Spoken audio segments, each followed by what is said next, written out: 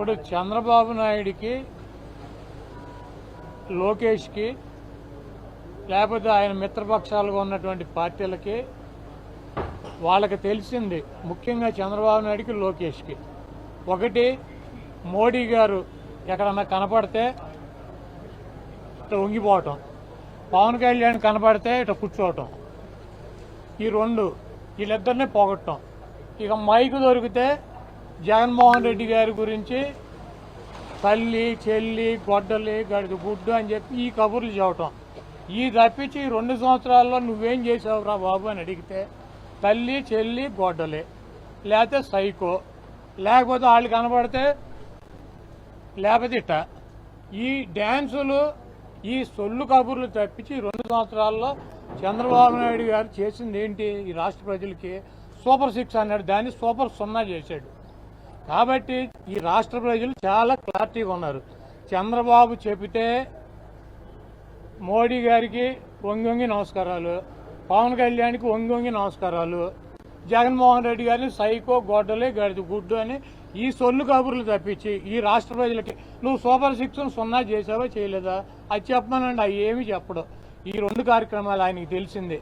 ఈ 79 సంవత్సరాలు, 76, 78 సంవత్సరాల వయసులో వంగి నమస్కారాలు పెడతాం ఒక ఇద్దరికి, ఆయన పట్టుకుని గొడ్డల పార్టీ, గడిది గుడ్డు పార్టీ అని చెప్పి తిడతాం. ఈ రాష్ట్ర ప్రజలు చంద్రబాబు నాయుడు దరిద్రం ఎప్పుడు వదులుతుందని చెప్పి ఎదురు చూస్తున్నారు.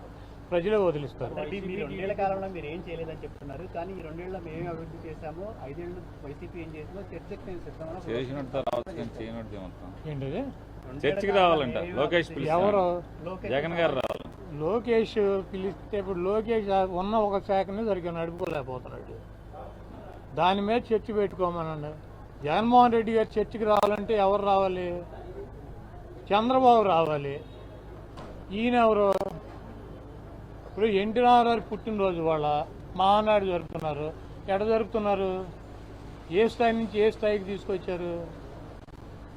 కాబట్టి ఇవన్నీ చంద్రబాబు నాయుడు ఇంకా 3 సంవత్సరాలు ఇద్దరికి వంగి నమస్కారాలు పెడతాం, జగన్మోహన్ రెడ్డి గారిని తిడతాం. ఇదే కార్యక్రమంతో సూపర్ సినిమా కంప్లీట్ చేస్తాడు.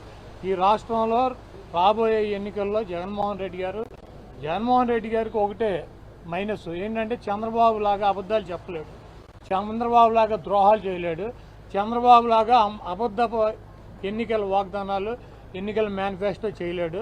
అవసరానికి ఎవడోడు కాళ్ళలో గెడ్డలో పట్టుకుని వంగి నమస్కారాలు పెట్టుకోలేడు.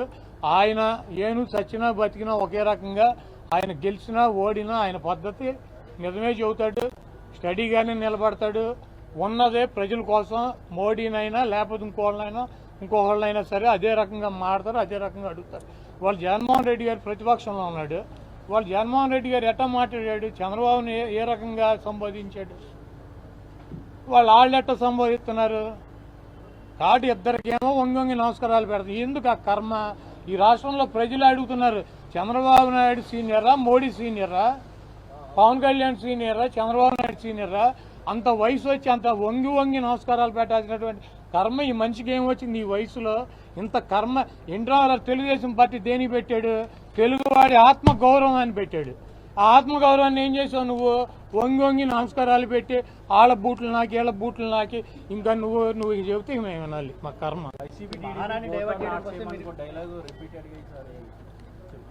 2 ఒకటి కాదు.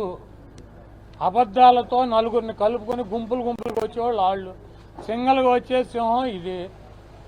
2 ఎట్టవుతాయి? ఒకటి అది అందరికీ తెలిసిందే కదా. ఏను చచ్చినా వెయ్యే, బతికినా వెయ్యే. అది అధికారంలో ఉంటే 1000, అధికారం పోతే 0. 2 ఒకటి కాదు. మేము చెప్పేది కూడా అదే. మహానాడిని డైవర్ట్ చేయడం కోసం మీరు ఈరోజు మీటింగ్ పెట్టుకున్నారని చంద్రబాబు గారు. అవునా? డైవర్ట్ అయిపోయిందా? Very good.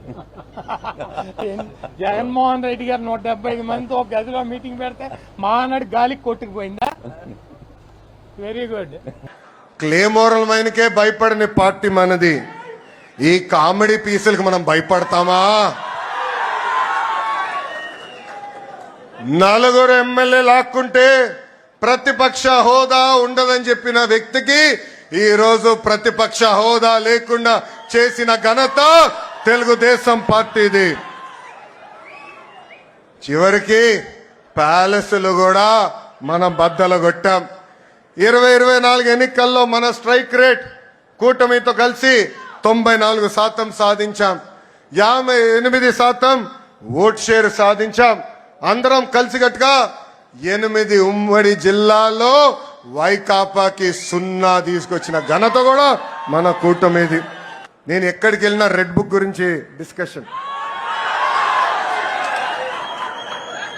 నేను అనుకుంటున్నా రెడ్ బుక్ గురించి మాట్లాడాల్సిన అవసరం లే.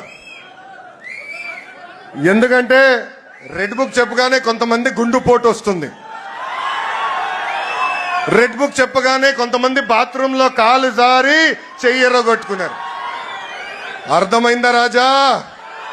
అర్థమైందా రాజా? అధికారంలో ఉన్నామని గర్వం వద్దు, ఈగోలు వద్దు.